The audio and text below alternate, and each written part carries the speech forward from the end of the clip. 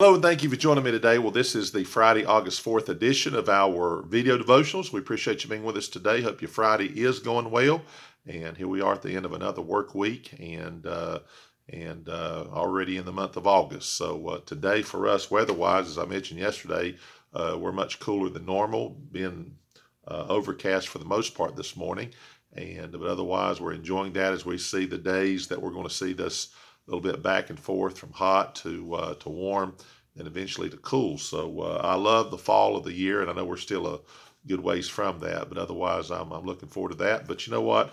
I'm not going to wish life away so fast because I'm waiting for the next thing. I want to enjoy today. This is the day the Lord hath made. We will rejoice and be glad in it. So we'll be glad no matter what it is, right? And that's the attitude we should have. All right.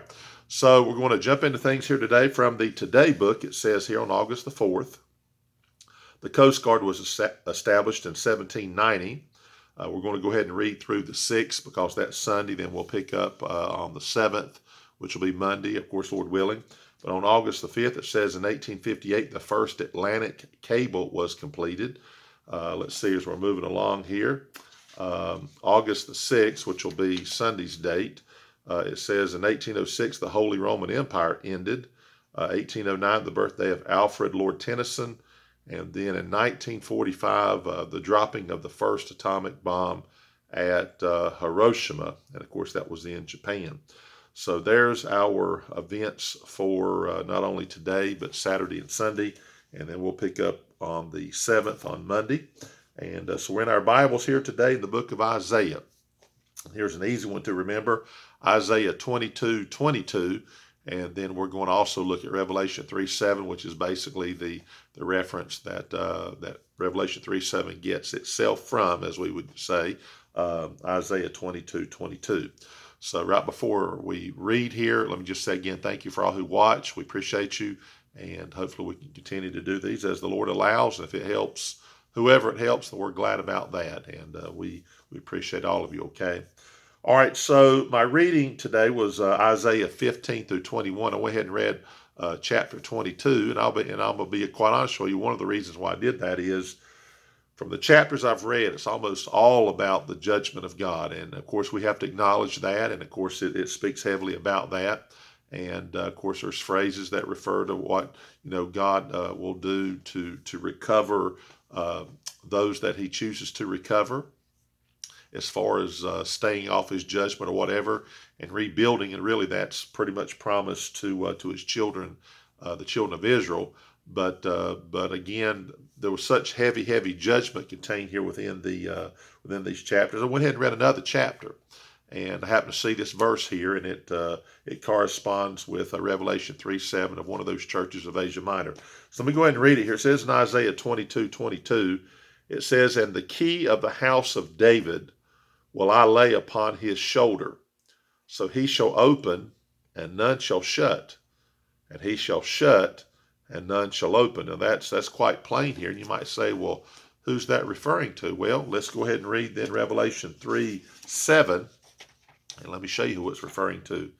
It says, "And to the angel of the church in Philadelphia write, these things saith he that is holy, he that is true." Now we know what all those 7 churches, Jesus opens up and speaks about himself.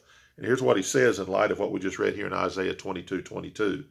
He says, "He that hath the key of David, he that openeth, and no man shutteth, and shutteth, and no man openeth." Then, of course, it goes on to the church of Philadelphia to say some things.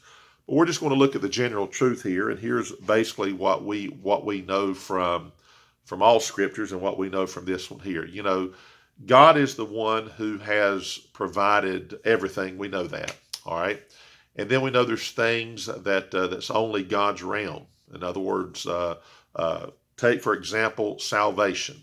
We could use this truth here. He that hath the key of David. Okay, we get that. That's speaking about Israel. We get that. We understand that. But it's also speaking about the spiritual truth. He that openeth and no man shutteth. Now, God is the only one that can save. He is the one who keeps us saved. So there's not a man who opens the door, so to speak, to salvation. No man controls that whatsoever. And certainly no man can prohibit anybody from being saved or to take it away. So in that sense, we're thinking about someone who can open a door and no one can shut that door. Well, certainly we think of salvation. Okay, that's a big one there. No man shutteth, and no man openeth. So when it comes to salvation, all of God, and John 10 talks about Jesus and him being the door, and we can say many things about it. But the point is, there's things in life that God opens, and it's only God's will, it's His prerogative, it's His choice, it's the opportunity that He provides. And when He opens it, and He opens it for us individually or for a church or whoever, but if He opens it up for you, let's just say, okay, and He says, look, I've opened the door, then an open door is designed to go through, and the admonition is you go through that door. So in the case of salvation, as we're speaking about it, God opens that door for everybody, and that door is to go through and to accept Christ as Savior. He's the door, and of course He's the way, the truth, the life. We get that. So that's singularly and exclusively only God. You understand that? And there's many things we could plug into this, but salvation's a big one there. And of course, He opens and no man can shut. And when He shuts something, however, then no man can open it. There's also opportunities that God may give that says, you know what, I've opened it and I can shut it. And when I shut it, you can't open it up. No one can. So I say we look in our lives and say, Lord, whatever it is that you've got an open door for us to go through, whatever that is, obviously other than salvation, because that's something everybody is supposed to go through. And if you don't go through it, then that's a choice you've made. But there's things in life once you become a child of God that God says, here's opportunities, here's things I want you to do, here's doors I want you to go through. I've opened that door. And nobody can keep you from that. No one can. And that's what's wonderful about God. I mean, you can say, well, I wish I could do certain things, but I don't have the opportunity, or I don't know certain people. Well, when you know God and the door is open, then here's the great thing. He opens it, and no man can shut that door. But also remember on the flip side of that is God can also shut doors, and no man can open that door. And you certainly don't want to be on that part of it. I don't want to be on that part of it where God would say, I had an open door for you, and you didn't go through it.